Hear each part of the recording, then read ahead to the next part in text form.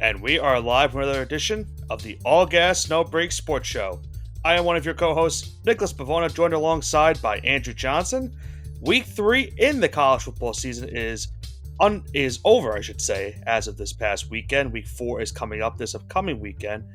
Not a lot of big noteworthy things happened this past Saturday. A couple good games that we had in college football, a couple near upsets. A team that was highly ranked to begin the season is now 0-3, which I think by now everyone knows who we're eventually going to be talking about, which we'll bring up a little bit later on in the show. A little bit of a shakeup in the top 25 polls as well. But Johnson, it does lead to a very interesting week number 4. When we get to our mushing hour part of the show later on, we are going to be covering 5 games later. And of those 5 games, 4 of the 5 will be a matchup between two teams that are currently ranked going into this week as a top 25 team. So a very crucial week early on in the season that we're going to be having upcoming for week number 4. So should be a fun one upcoming from this weekend. But any takeaways from this past week and week number 3 that you saw that we might be covering or we might not be covering so far in our early stages of the show? Yeah, like you said earlier, it was a great week two. Not really much going on though. A lot of Yeah, we games, a lot of teams barely scraped by, and that's really what's noteworthy here. I think you A meant lot week of 3, but comebacks. Yeah, it's I'm okay. sorry, week three. You Yeah, I know know. what I mean. We had week 2 in the Um, NFL. It's yeah, there's a lot to juggle with we get to us. week two in the NFL, but week three, like I said earlier, concept remains the same. A lot of teams Right. are scraping by, and a lot of teams come victories from a come from behind fashion. A lot of teams that were trailing late or held on for a 1 point victory. That seemed to be the theme this week. Yeah. Um, if you're not named Florida State value, that did not happen for you. You just trailed the entire time. And he lost in pretty bad fashion, that's to say the least. But we'll But get you into that. mentioned we will get into that a little bit. But you spoke about some teams that came back to win their respective games, and this is one of the games that we had this past weekend that was a highly talked about game going into the weekend. This is where College Game Day was this past week, and that was the game between LSU and South Carolina. And early on, it looked like LSU was going to be in for a long game. Johnson. It was 17-0 South Carolina early in the second quarter. It looked like LSU was done. Lenore Sellers, the freshman for South Carolina, was having a absolute monster of a game, especially in that first half. He had a 75-yard rushing touchdown with 4 minutes left in the half. That put at that point South Carolina up 2 scores. LSU would make it a 1-score game before the break. Then he got injured midway through the third quarter, which is really where the tides kind of turned for this game. His injury led to not only the LSU offense starting to get a little bit of a spark offensively, but it led to South Carolina's offense kind of not seeing what we saw in the first half. They put up 24 points in that first half. Second half, they were only able to muster 9 points. Raheem Sanders did the brunt of the work with a 66-yard rushing touchdown in the fourth quarter. But credit to Grant Nussmeier and this LSU offense. They got down the field. They scored a touchdown with a minute 12 seconds left to take a late 3-point lead. But South Carolina would make this an interesting. They would go down the field with their backup quarterback, Robbie Ashford. He would get them into field goal range, but unfortunately, they would miss the game time field goal that would have sent it into overtime. And LSU pretty much saves their entire season with this victory over South Carolina, 36-33. A loss here would have probably made it really tough for them to not only, have a chance at the end of the season to make the college football playoff, but it there really much isn't more to say about it. The loss here would have ended any hope for them at the end of the year, and this win keeps them alive in that race. But it does also go to show that South Carolina right now is still in the rebuilding stages, but they look to be maybe a formidable threat in the SEC in the next couple of years, especially if Lenore Sellers could be healthy down the line in his tenure at the Gamecocks quarterback. It also saved Brian Kelly's job. Let's not gloss over that. If he had started 1-2 at LSU, he was probably, because here's the thing, they're probably going to lose a game or two down the stretch, guaranteed. So if he was looking down the barrel of a 4 or 5 loss season after having these high expectations, especially when you see Notre Dame, I guess, performing somewhat well. I know they had the hiccup against Northern Illinois earlier this, Yeah, I they guess had a good last bounce week, I back should say. against they had a good bounce back against Purdue. The questions would be raised, and not maybe. get fired this season, but at least the seat would be warm at the end of it if he loses a game like Right. this. But you have to give credit where credit's due to the coaching, though, because he made the adjustments after they went down 17-0 at the midway point of the second quarter. I thought this game was over. But again, this is college football, and expect the unexpected, especially because South Carolina was at home. So if South Carolina blew a 17-0 lead at home, that's got to sting for a program that's desperately trying to emerge with some sort of relevance in the new look and SEC, the new look of college football. This would have been a statement game. This would have been a game that you show recruits. This would have been a game that you show boosters. Say, hey, we have the coach, we have a culture. But unfortunately, they didn't get that. So you got to tip your cap to LSU and Brian Kelly at the end of the day. Yeah, I think also like obviously South Carolina does lose this game. And I think no matter who lost this game, it would have been a tough loss because they both play pretty good. Like LSU, yes, did start off the game really badly, and that got them in that 17-point deficit. But they did fight back, and and obviously a concern, after week one was, Brian Kelly mentioned that his team is not able to finish games and not able to execute down the stretch of games, and they almost, they got the win, but they almost let the game go into overtime. They got a very big break at the end with that missed field goal. So they're definitely grateful to be 2-1 at this stage of the game. But you mentioned their schedule is not going to get easier down the stretch of the season. Ole Miss, you're at home against them. You're going to A&M. You're going to be home against Alabama, and then you end the year with a home game against Oklahoma. So it won't be easy. The Tigers obviously will need to lose. I think if they're going to have any hope, they can't lose more than 3 games if they want to make the college football playoff. But it's not going to be easy. This team is very I don't know what's the right word for it, but like their defense isn't playing great so far, which is a very big eyesore. The offense, at least for them, is playing good enough to win them some football games, but their defense has struggled mightily through the first 3 weeks of the season. They are grateful to be in this 2-1 spot, but easily they could be a 3-0 record right now, especially after that collapse they had in week one against USC. So they're at least grateful that they got this win this past weekend against South Carolina because, as you mentioned, they would have been 1-2, and then who knows how the rest of the season goes? Maybe that probably leads to Brian Kelly potentially getting fired from this school and them having to make another coaching change like they did just a couple years ago. And moving on, talking about the SEC avoiding disaster. I think this game you have to. Can we blame you for this game? After I think how long does Bush last? This was the baddest beat of the entire week, Johnson. This game, By far. a and do you know why this is the baddest beat of the week? You explained it for our listeners. So, for those that don't know, going into this game between Oklahoma and Tulane, the spread for the game was Oklahoma minus 14. So, both Johnson and I took Tulane last week plus 14 now. Obviously, for me, I took Tulane because I have Tulane making the college football playoff. Now, obviously, they've had two tough losses this season. They lost last week to Kansas State, or just the week prior to Kansas State, and then last week they lost to this Oklahoma team and they lost by 15 points. But the big kicker for this game was there was a PAT that was missed by Tulane that probably goes down as one of the worst PAT attempts in the history of college, even professional football. I mean, I can't stress enough, Johnson, how bad this kick was in the second quarter. And unfortunately for us, that is what sealed our fate from it not from it being a loss compared to a push, which is what we'll take at this point because our records so far this season have not been great. Let's just face facts. And when we speak about it in the NFL in our next episode, you'll see why we were trying to scratch out these wins because it just has not been pretty for us. But other than that, Oklahoma, early in this game, Johnson, they were up 21 points. They looked like they were well on their way to a blowout win. And credit to Tulane in this one. They fought back. They made it a one-score game late in the fourth quarter after a pick six. But Oklahoma was able to hold on by that 15-point win to go to 3-0 in the season.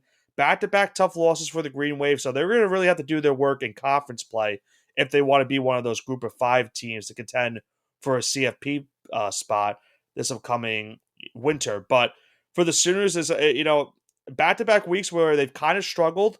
They almost lost to Houston last week, then they almost lose to Tulane this week, and now you have an all-important game coming up this weekend against Tennessee, your first conference game as a member of the SEC, and it's against a Tennessee squad that's scoring a lot of points so far this season. So a very big early test for Oklahoma to see if they're going to be a real threat this season as a contender in the SEC. You're right. They're gonna have to cut their teeth on a tough one, and I don't really I don't envy any part of him right now. I think it's gonna be next to impossible for them to compete in the SEC, especially if they're having scares like this. Uh, I think they'll do okay in the SEC. I think they'll win a couple games. I think they'll go above 500, but against a team like Tennessee, it's going to be really tough, and they might cover, especially because the game is at home. But we'll go into that more later. Yeah. But Oklahoma wanted this. Oklahoma and Texas both wanted this. They want to bring the Red River Shootout to the SEC, and I don't know how I really feel about that yet because we haven't seen it yet. We haven't seen it happen yet in the officially in the SEC, but it just feels weird having Oklahoma and Texas here. Yeah, and I think it felt the same way when A&M also moved to the SEC a couple, pretty much almost a decade now at this rate, when they moved from the Big 12 to the SEC. And it's going to take some adjusting. And we knew this was going to happen going into the season, not only with this conference, but the rest of the conference realignment with the way the Big 10 is shaped now. And, you're having the old two Pac 12 schools and Stanford and Cal in the ACC. And now the recent news of these Mountain West schools go into the Pac 12 in the next year or two. So there's a lot of conference realignment. It continues to change on the nickel and dime each and every day that we pass by. But as we've seen so far this season, it's leading to a lot of good football contests. I mean, we're getting games like Texas and Michigan earlier on in the season. We're going to get this game in Oklahoma and Tennessee upcoming this weekend.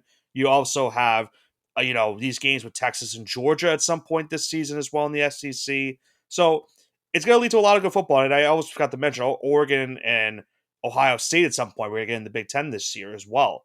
So people might not like the conference realignment sometimes because it might not be culturally accepted compared to what they're Well, currently geographically, a lot of this geographically. doesn't make sense. I Right. can accept A&M. I can accept Texas. To a certain extent, I can accept Oklahoma being the Southeastern Conference, even though they're kind of a little bit more Southwest, right? They're kind of Texas, Houston, Texas, Austin, Texas. Are you really? If you're gonna include Baton Rouge and LSU there, it's only a couple, like maybe 4 or 5 hours away by car. Not too egregious. Oklahoma, you're starting to get a little egregious, Yeah. and I don't think the SEC really expand outside of it, teams in the southeastern region. But yeah, other teams like other conferences like the ACC, and I've said this before, like the Big 10, Big 12, they're getting ridiculous. So Yeah. But it's leading to good football. That's at least all we can hope for this rate with these conference realignment. That's what it is at the end of the day.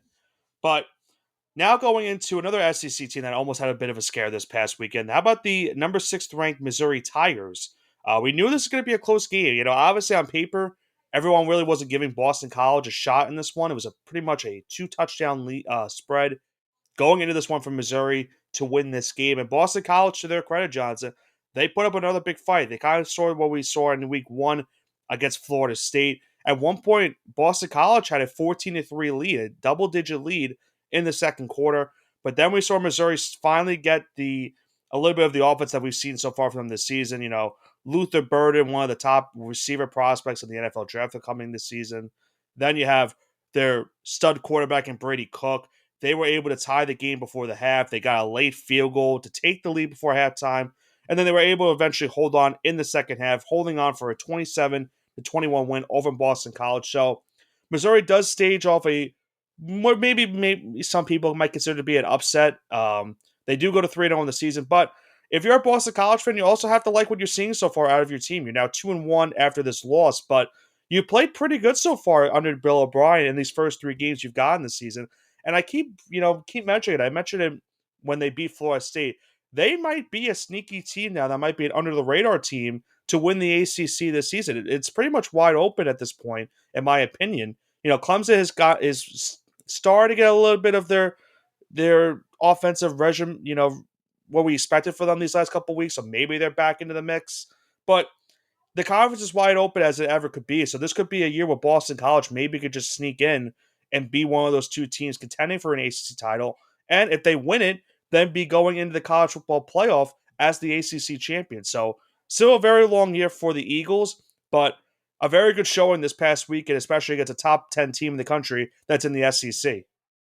For those who do not follow Boston college football, which is probably 99% of you, I don't think you've realized how much this means to these fans here. I mean, they haven't been relevant since Matt Ryan was there. Yeah, if you had told, yeah, and Matt Ryan is now out of the NFL, so it shows you how Yeah. long it's been.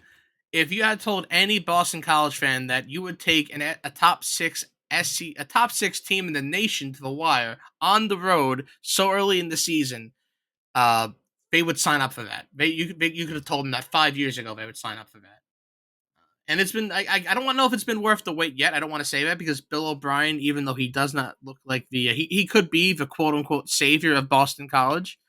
Really the perfect hire, like I said before. Local guy, worked for the Patriots for a number of years Obviously, outside a of former NFL head coach as well. yeah.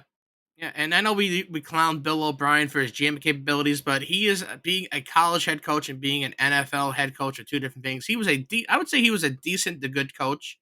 Is that a fair analysis in the NFL? He was decent Yeah, to good, I mean, but he was a listen, bad GM. he made some playoff appearances with the Texans when they had to, when like they drafted Deshaun Watson. They also remember I don't remember. I think he was the coach before Watson was there. Maybe I'm mistaking it. I felt like I'm not entirely sure about that. I'd I have to look it up. I feel like they made a playoff appearance before Watson got there, but maybe I'm wrong about that. But what we know about Bill O'Brien is, he's a good offensive minded coach, and what you're seeing out of Boston College is good offense so far early on. Now, this past weekend, you could give them a little bit of a break because they played an SEC team, and sometimes you're not going to put as many points up as you were doing earlier on in the season against teams like Duquesne and even Florida State. But at this stage of the game, you're liking what you're seeing. This is in year one. You're in year one. You weren't expecting to be ranked going into an SEC team in a top 25 matchup and competing with a top 10 team in the country and making this game go down to the wire and almost pulling off another upset on the road this season. So there's a lot to like what you've seen so far out of this team. The question is going to be after this season, how is it going to transition into the next couple of years for this team program wise? Like, how are they going to do with the recruiting stages, the transfer portal stages, and is it going to be continued success for Bill O'Brien at Boston College that can make them maybe a perennial ACC powerhouse potentially in the next 5 to 10 years? Yeah, I love how you kind of eloquently put it. I can't really add too much more to this, so I think we have to go into Florida State now and that disaster Even though we against don't want Memphis. to, We have I to at mean, least recap it because it's so. I mean, we normally don't talk about teams that are 0-3 because we don't like to rub salt in the wound, I but just it's I, just I haven't seen a amazing. bigger fall from grace in 9 months than Florida State. Florida State. I mean, you could correct me if I'm wrong. I think they've scored. I'm trying to think because they didn't score a touchdown against Georgia in their bowl game. And then, they had the stinker against Georgia Tech, a stinker against Boston College, obviously, and then this game against Memphis. I just don't know where it's gone wrong for them. You might blame you could blame the quarterback. And it's obviously the easiest way to go about it. But I think the biggest problem for them has been they didn't really recruit as well, as often as they would hope to have. Their offensive line, let's just face facts. And from what I've seen, it's right now one of the worst offensive lines, not even in the ACC, but maybe in the entire country. They're getting just no pass protection for DJ Uwagale. And I know he gets clowned out a lot, and I'm not the biggest fan of him per se, but I can't put the brunt of the blame on him for how badly the offense is playing right now. Because yes, it's easy to put it on him because of how low they're scoring. But when you have no time in the pocket to throw the football, how can you realistically justify doing anything with what you're given around you? And then you also top it off with the fact that their defense has not been playing great either.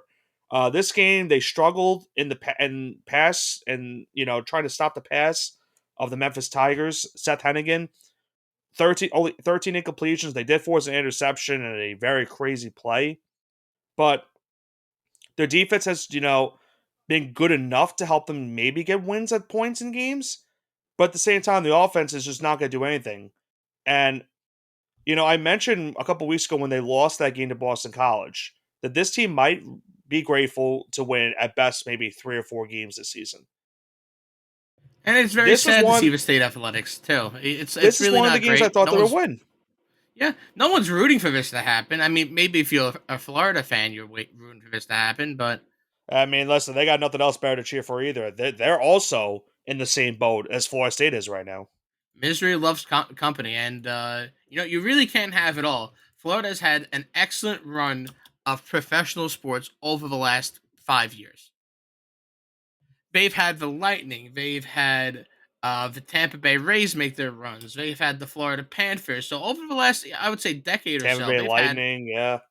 they've had an excellent run of pro sports in the state of Florida, and it's usually a monkey paw. Like someone wishes, oh man, I wish our college teams were this good, or I wish our professional teams were this good. Well, it's gonna cost you your college teams now. So I just it's just it all amazing comes with a because price. You can't have it all.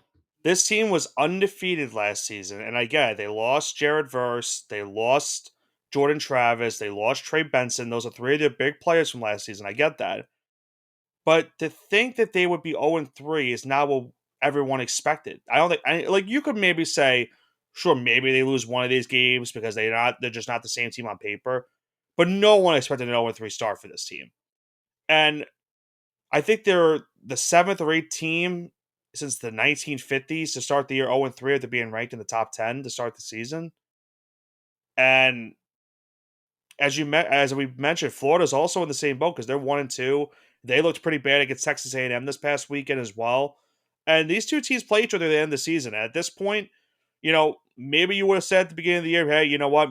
Yeah, after what happened in week 1, you know what? Maybe these two teams at the end of the season are going to be fighting to be in a bowl game. They're probably fighting at the end of the season, maybe win their 4th or 5th game of the year, and that's it. It's just been that bad for both of them. Nothing's We going right expected on both Florida though with sides. their schedule. We said, oh, if they win 6, 7 games, like that's great. We Yeah, even said, oh, yeah. if they win 9 games, they're probably getting a playoff game. That's what we had said. So the bar wasn't that high for that wasn't high for too many wins for Florida. But Florida State, this is unacceptable.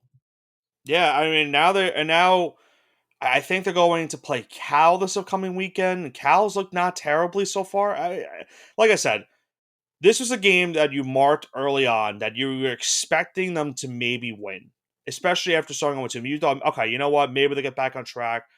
Now, not only do you lose this game, now you're giving Memphis now hope to maybe make the group of 5 in the CFP at the end of the season because when you're a group of 5 team and you're playing these out of conference power 4, power 5, whatever it's called now, conferences teams and you beat them, it helps your resume at the end of the season. It's kind of like how we look about it with college basketball, where you got these resumes, you beat this team, and this team, and sure, they might not be great at the end of the season, but you're looking at them in a stage of where they were starting the season and then where they were at that point in the year. And that helps Memphis because Memphis probably had maybe no hope at all going into that game. And not only did they get the win, but now they have, now we got to look at them as being a group of 5 team. If they continue this success they have, they're off to a 3-0 start. And for Florida State, as we mentioned, I just don't know where you go from here. Mike Norvell sees getting hotter and hotter by the minute. And again, no one roots for anyone to fail unless you're a rival of the team. But I kind of want to see them get back together because this is a sad state of affairs, and it's not good for college football. It's not good for Seminole fans, and I mean, they're one of the more prestigious program in college football in the history. history. Yeah, I mean, this is a historical program that they've had national championships, they've had their time on top, but they've never really. I don't want to say they've rubbed It, people the wrong way. Like some colleges just rub and players rub you the wrong way, right? I think They're the villain, right? For example, right. like Grayson Allen was a villain. Christian Leitner was a villain. I'm naming Duke basketball players because that's those are the It's villains just that I easy. know of. Yeah. Yeah, it's easy, but like there's no really true villains that come out of Florida State. Like I think the problem for Florida State has been this also. When you look at what happened last year, where they were and I think this is where people are kind of like happy this is happening. There was obviously all the complaints about how they should have been in the college football playoff, how they felt, robbed, and how they didn't feel justified missing it because their starting quarterback got injured, and that was the reason why they didn't make it. So that rubbed people the wrong way because they kept complaining about it. Then, people also hated them when they had Jameis Winston. They didn't like that tenure because, when you have the Heisman Trophy winner at your helm, obviously people are going to be jealous of you and they're not going to like you because of that. So they're going to want to see your downfall. So it's a mixture of those two things. People still, people are not going to like them for those two things. It's just two instances that maybe that's why some people might not like the Seminoles, are kind of happy this is happening. But I mean, to start out with three is just nuts because Norvell, it looked like, was bringing this team back on the right direction after, they got rid of, after Jimbo left for A&M, then they hired Willie Taggart. That went downhill poorly. And then after Norvell's first 2 years were terrible, he's really, he rebuilt the program the last 2 years. And now this year, it's, as if they went back to stage one again.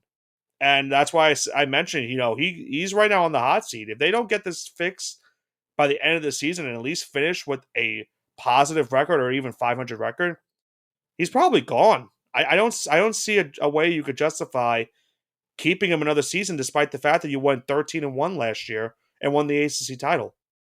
And the fact that you would have a college coach get fired after a flawless season, or just one season removed from a flawless season, excuse me, would Yeah, be. I don't think I've ever seen that before. it's a big fall from grace, as you mentioned it. It is what I it think is it's at this happened in point. any sport, to be honest with you. It I feel like we maybe have seen it once or twice, but it's very rare. It doesn't happen often. That is for sure. Now speaking about almost a fall from grace in this past weekend, we almost saw the number one team in the country go down this past week. Johnson, Georgia, very very shaky game this past week against Kentucky. Um, they win by a point on the road, 13-12, the final, but they looked really bad in this game overall. Carson Beck kind of struggled. Their offensive line was not really playing great. We saw also a mixture of, Georgia not really handling the pressure situation as they could have handled it in the best way possible. But on the other flip of things, Kentucky, we saw them struggle as well. Obviously, when you're facing that Georgia defense, you know what you're going to be going up against in these type of games. To their credit, they were able to get 12 points up, even though they were all field goals. They were able to make this close. But the biggest talking point from this game was the clock management of the Wildcats. Punted the ball away with 3 minutes left, down a point. Not a good look for your team because you're hoping for your defense to make a stop that late, and you're giving your offense realistically no time. And two, the defense's credit, they got the stop, but the offense had at best, I think, 9 seconds left in the final possession of that game to try to do something, and there just wasn't enough time for them to do anything. So kind of a game where Kentucky had it and had the opportunity to stun the world this early in the season by being number one Georgia, a team that a lot of people consider to be unbeatable, and they just let it slip away from them, unfortunately, and it drops them to 1-2 now in the season as Georgia narrowly escapes to go to 3-0. This is going to be a team at the end of the year where we say, "Oh, they are much better than their record," and it's going to be games like this that kind of prove it. Uh, like you said, they played an excellent game, but Georgia is still Georgia at the end of the day, and they're the number one team in the country for a reason. I know they had a very off game and a very un-Georgia like game. This was the team that was playing in the SEC last year, and it would be 35-0 halfway through the second quarter, and be like, "Well, that's the game." They'd put their starters in Yeah, at the we start of were the second expecting a half. big blowout for Georgia, especially after how Kentucky played the week before against South Carolina. Yeah, so you really have to tip your cat here. That's just unbelievable play from Kentucky, but only time will tell to see how they perform the rest of the season now.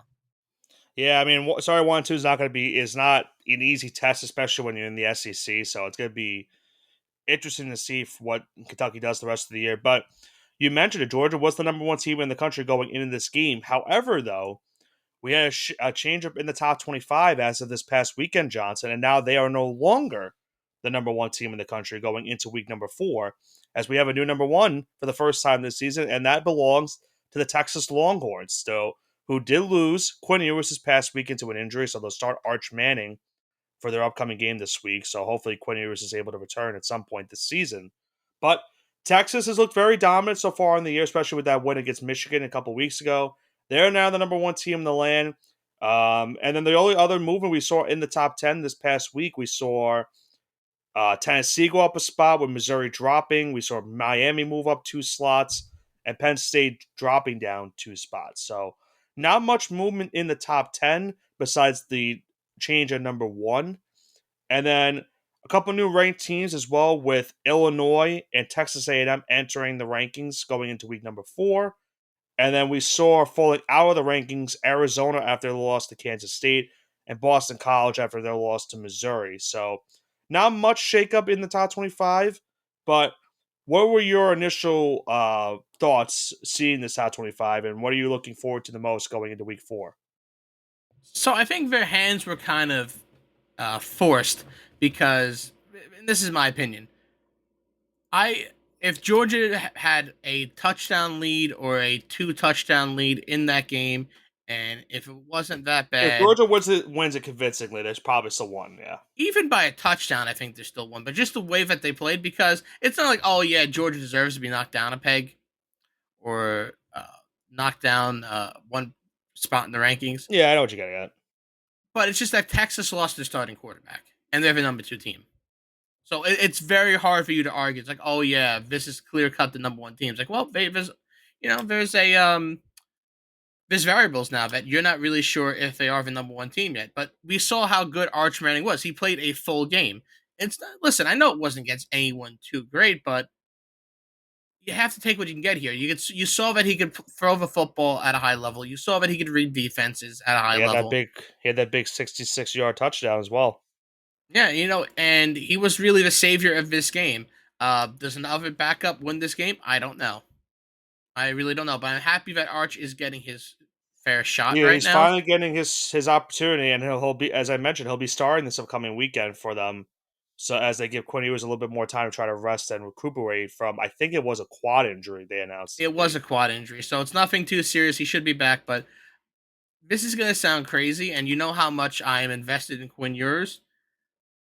If Quinn Ewers takes 2 3 weeks and Texas 5-0, they're playing really well. I think Quinn Ewers just has to sit down, and I don't think it's going to affect his draft stock at all because all of the other teams in the NFL looking for quarterbacks will kind of understand that because you don't really mess with a team I, th- mid year. I I don't hate the argument. The problem I have with it is, let's say he starts the next 2 weeks. So he's obviously starting this week against UL Monroe, and then the week after is when they start, or maybe 2 weeks after is when they start conference play. So you got to think about this also. Quinn's going to have 3 weeks to prepare himself for potentially playing when they get back to conference play, when they start their SEC play. But after they play Mississippi State, that's where it's going to get tough. And that's where, you have to decide, are you comfortable with Arch Manning starting these games against teams like Oklahoma in the Red River rivalry? And then obviously that monster showdown against Georgia. That's that. I mean, it's not going to be an easy game because you're facing Georgia, and as we know, that they're the best defense in the entire nation. They haven't given up a touchdown in a near, I think it was 200 something days, maybe near 300 days. So I don't hate Quinn start. I'm sorry, Arch starting. I just get a little bit worried as, are you going to be pushing him into this, type of a role where you're going to be now facing these SEC defenses, and obviously eventually you're going to have to do this because you're going to be the starter. Most likely, you're going to be the starter next season if Quinn goes to the draft, which we kind of all expect him to do. But are you throwing him into the line of fire too early? Would you rather, maybe you start him against Mississippi State just to get a little bit of a feeler, but you would most likely want to have Quinn Ewers back for those games against Oklahoma and Georgia, and then God forbid something bad happens, at least you have Arch back there once again, and you've already seen what he can do against the SEC defense, albeit, no disrespect to the Bulldogs and Mississippi State, but um, at least you This is know that another he can level. play. Yeah, like you need to know if Arch is going to be ready to face these teams. Like Oklahoma already because obviously their ties back to the SEC, but the Big 12, I should say. But once you're facing Georgia, that's a different level. That's where I get a little bit worried with Arch starting in a game like that. I think you would rather have Quinn just because he's been in those big pressure situations already, coming back from the college football playoff last season. So you would rather him start in the game against Georgia. But if he's obviously not 100%, then you would want Arch to play. But you got to obviously, you know, be a little worried that he's not, he hasn't been in a high pressure situation just like that yet. So it's really time to tell. I think, the beauty about it is after their game against UL Monroe, then they have a week to play Mississippi State. Maybe Quinn doesn't play in that game, but then you have 2 weeks off before you play Oklahoma. So Quinn's going to have some time to rest before SEC play starts. I don't know if he plays next week against Mississippi State, but I think if he doesn't, regardless, you'll have him most likely back for when you go into the true stretch of your conference schedule, which is where it's going to decide if Texas is truly the number one team in the country. Yeah, and I'm excited to see what happens here. Again, I think you start him. I think if they keep on playing, if it's gonna be 2 3 weeks and Arch is in there, and it's all about chemistry at this point. I've said it before. I think at this stage of their careers, Quinn Ewers is the clear cut better quarterback, and I can't believe I'm saying that. But it's about chemistry at the end of the day. If you have guys that if their talent isn't too far off, it I wouldn't say Quinn Ewers is marginally better than Arch Manning. I wouldn't say he's like there's this huge gap between the two, I mean, right? we have to see what he does because Yeah, he's played he's played like one game. he's played one game. No disrespect to the Roadrunners, but Texas San Antonio is not the same team as the SEC teams that are going to be playing to end the year. Absolutely not. So that's why I think you give him the chance against the Mississippi State Bulldogs. You give him a chance against a couple other teams Like I until don't, he can. I really don't hate him starting that game against Mississippi State. I don't And either. then you can determine if Quinn is healthy enough, do you start him against Oklahoma? And if he's not, do you just start Arch for that game? And then if Quinn's healthy for the game against Georgia, then which is only a week after the Red River rivalry, which is insane to think about because they're gonna have a 1 week preparation after Oklahoma to go into the game against Georgia. But that's probably your pivotal point in the season where you have to decide what's going to be your quarterback play going into that game against Georgia. Man, I'm really looking forward to this, but I think we can get into our mushing hour now, and we can talk about all these fun Do we have teams to? that. Yeah, I've got a 5-17 record here. This is the worst record I've had in the last couple of years. Yeah. Figured, more people. This is the most listeners we've had in the last couple of years, so we are thankful for that. But Not only are we thankful for that, but we're sorry for the yeah, we're sorry horrific, because if you had horrific been advice listening to we've me given. the last 2 years, and again, I have you could go back listen to every show, you can look at every score. I got 60% right last year in college, and this year it's a paltry 25%. So it is not good so far. I'm just stunned at how bad it's been for us. We usually don't make the right picks every week, but we're No not one does. we're just not this. I didn't think we were this bad. No, It's this been is this has brutal. been statistically pretty bad for me. This has probably been the worst run I've been on ever. And if So you think this is bad, just wait till we get to the NFL. The NFL is even worse. That's crazy to think the NFL is somehow worse for us. well, I'm actually doing better in the NFL than NCAA Percentage right now. wise, yes, but it doesn't look like that on paper. Oh, on paper it looks a lot better for me. You're getting smoked in the NFL too, but Yeah, five and listen, 17 listen. versus 4-10. I'll take 4-10 all I'm day. only a half game behind you. I wouldn't say good smoke. You're not doing it much better than I am. You're getting smoked in comparison to how I'm doing in the NCAA. But like your records are you're 50-50 right now in NCAA. Yeah, You're NCAA. I'm only a game. If I hadn't taken a twofer in week one, I'd be at even 500 right now. But it is that what it is. twofer screwed me. So the only way we can get it right, Johnson, is by obviously giving everyone the correct picks for this upcoming week number 4 Which do in the not college tell football me. season. Which you might not want to tell me either at this point, but who knows? Maybe this is the week that we It get it turns around. fixed. Maybe Maybe this it is the is. exact week. We'll have to see. So I'll start us off with the first game of the week, and as I mentioned going into our show, 5 games on the slate for us here in the Mushing Hour. 4 of them this week are matchups between two ranked teams in the top 25 poll. So there is a lot of stake right now this early on in the season. These are pivotal games going into week 4. So on Friday, our first game is a matchup between two ranked teams. One of the newer ranked teams in the country, the number 24 ranked Fighting Illini of Illinois, going into Lincoln to take on the 22nd ranked Cornhuskers of Nebraska. Nebraska goes into this game a 7.5 point favorite, over under 42.5. It's been hovering around 7.5, 8. So take it as you want it, Johnson. But who do you have winning this game? Give me Nebraska -8 here. They're at home. I think the Cornhuskers have finally turned that page and they're going to return to national relevance. Matt Rule has them running, so give me the Cornhuskers -8. I think it's tough to really go up against, not picking Dilla Raiola right now, the freshman quarterback for this Cornhuskers team. Give the Illini some props. They've already beaten a ranked team this year. That was when Kansas was ranked early in the season. I do like what they're doing, even if I'm still kind of salty that they're ranked before Syracuse. That's here nay say whatever that phrase is. I absolutely butchered it. I really could care less. Here nor there. Yeah, here nor there. Thank you. There Whatever. we go. That's basically what I wanted to say. That's why I'm here. Uh, I'm gonna go with Nebraska -8 as well. So there's our mush, folks. You want to take Illinois +8. They're gonna probably lose by a touchdown because of this, but I do think no matter what, I think Nebraska is the better team on paper. They should win. I might have mushed them by now saying that. They probably lose this game because I just said that. But a pivotal game early on in the season for the Big Ten is these two teams are obviously not two of the favorites going into the season, but they're right now the dark horses in the Big Ten, especially with the way Michigan's season has gone. So give me the Cornhuskers -8 as well in this one. What's the next game we have, Johnson? I'm glad you asked because we have the Georgia Tech Yellow Jackets on the road going to Louisville, take on the Cardinals, number 19 in the nation, Louisville. Louisville at home is a 10.5 point favorite. Over under is slated at 58.5. Give me the Yellow Jackets plus 10.5.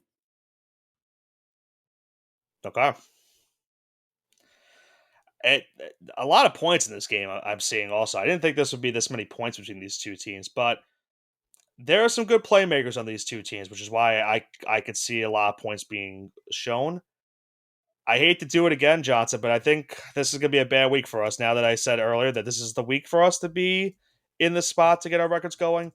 I also have Georgia Tech to cover the 10.5. So, You can't be doing this to me. yeah, I didn't think we'd be picking picking like this, honestly. I thought maybe you would take Illinois +8 in the first game, but that's obviously not where we're at this point. So, folks, with two mushes already, we're off to a bad start. We have 3 games left in the slate. Maybe for the first time ever, we get 2 mushes in a row that are correct. Who knows? Now, with the third game this weekend, it's another matchup between 2 ranked teams as we now go to Stillwater with number 12 Utah going into Stillwater to take on number 14 Oklahoma State. A battle of 2 Big 12 teams that are ranked right now and are undefeated. Utah is currently going into this game as a road dog with a 2-point favorite. The over-under 54.5. What do you have in this one, Johnson? Oh man, this is actually a tough one. But I like the over here because the Big 12 doesn't play defense. So give me That the is over. true. And this is a pivotal game for both of us, Johnson, because these are the 2 teams that we picked at the beginning of the season to win the Big 12 championship. So this very well could be the Big 12 championship preview this upcoming weekend. And for that reason, I will take Oklahoma State to cover.